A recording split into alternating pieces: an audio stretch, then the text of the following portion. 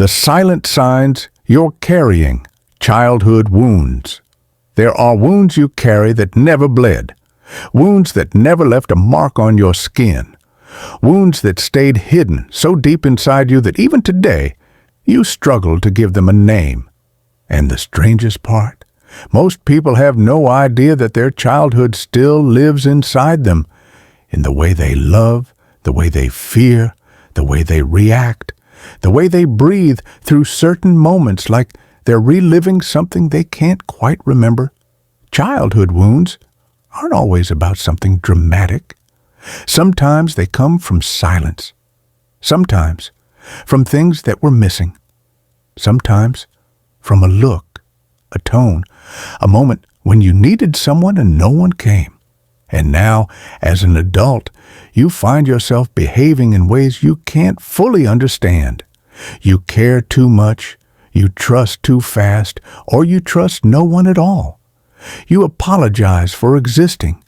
You blame yourself for things that were never your fault. You feel guilty for resting. And you keep choosing people who feel familiar, even when familiar also means painful. Maybe you grew up in a home where emotions weren't safe, where crying made you dramatic, where asking for help made you weak, where expressing yourself made you a problem. So you became small, quiet, careful. You learned how to read people before they even spoke, not because you wanted to, but because you had to.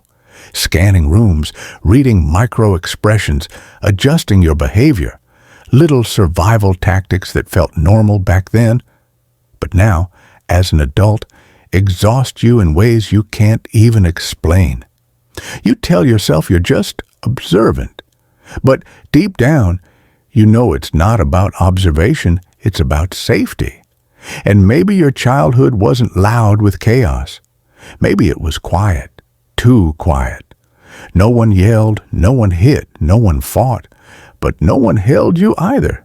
You were fed, clothed, and taken care of physically, yet emotionally, you were starving. And that form of loneliness, the kind you experience inside your own home, can leave scars deeper than anything else. Growing up without emotional warmth teaches you one thing very early. Don't expect too much from anyone, and that belief follows you. It sneaks into your relationships, whispering that no one will stay, no one will choose you, no one will love you the way you hope they will. So you settle, you shrink, you cling, you pretend you're okay with crumbs because crumbs are all you've ever known. And what about those who grew up being the strong one? The child who had to hold everything together, the mediator, the peacemaker, the emotional sponge of the household. You grew up fast, too fast. You learned how to comfort others, but no one ever taught you how to comfort yourself. And now you feel responsible for everyone's emotions, everyone's happiness, everyone's problems. People tell you you're so mature, so understanding, so patient. But inside, you're tired, so tired, and you don't even know how to rest without feeling guilty. Childhood wounds show up in your relationships too. Maybe you choose partners who can't love you the way you need, not because you enjoy pain, but because inconsistency feels familiar. Distance feels familiar. Emotionally unavailable people feel familiar, and sometimes familiar feels like love, even when it's not.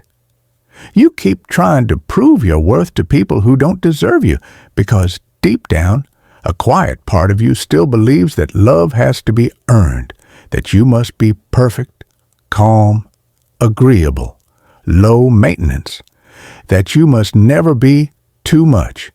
And when someone genuinely cares about you, you push them away, not because you don't want love, but because love feels foreign, uncomfortable, almost suspicious. You overthink compliments. You question kindness. You wait for people to change to leave, to reveal they never really meant what they said. Because that's what you learned growing up, that safety is temporary and affection expires. Another silent sign of childhood wounds is the way you handle conflict. Some people explode at the slightest tension, others shut down completely, and some freeze. Conflict feels dangerous even when it's harmless. A raised voice sends your heart racing. A disappointed look makes your stomach twist. You apologize before you even know what you're apologizing for. Not because you did something wrong, but because conflict used to mean fear punishment, abandonment, or emotional withdrawal that felt like the end of the world to a child desperate for connection. And then there's self-worth, or better said, the lack of it. Childhood wounds have a way of convincing you that you are the problem. You internalize things you were never responsible for. Your parents' stress, their sadness, their anger, their distance, their emotional absence. And somewhere along the way, you started believing that something was wrong with you, that you were unlovable, that you didn't deserve attention, that your needs were too much. So now, as an adult, you minimize yourself. You pretend you don't need anything. You pretend you're okay with whatever others choose. You pretend you're fine, even when you're breaking inside. But here's the truth. Those behaviors were never your personality. They were your survival mechanisms, and you carried them for so long that they became habits, comfort zones, reflexes. But not the truth of who you are. The real you is still under all that, still waiting, still hoping someone will finally give you what you needed all along: safety, care, love, understanding.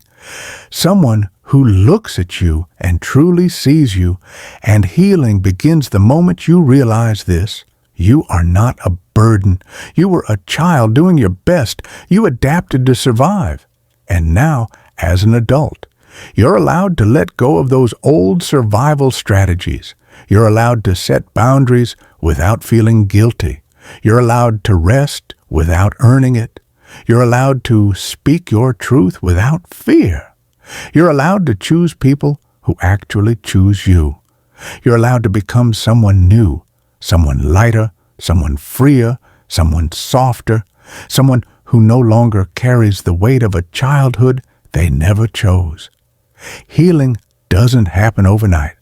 It's slow, quiet, uncomfortable at times, but it's real. And it starts with something simple: noticing the wounds you never acknowledged. Because once you see them, you can finally stop blaming yourself. You can finally let go of the shame. You can finally understand why you feel the way you feel. And from that point on, the healing becomes inevitable. You're not broken. You're not damaged. You're not too sensitive or too emotional. You're someone who lived through more than most people will ever understand, and still found a way to be gentle. That alone is proof of your strength.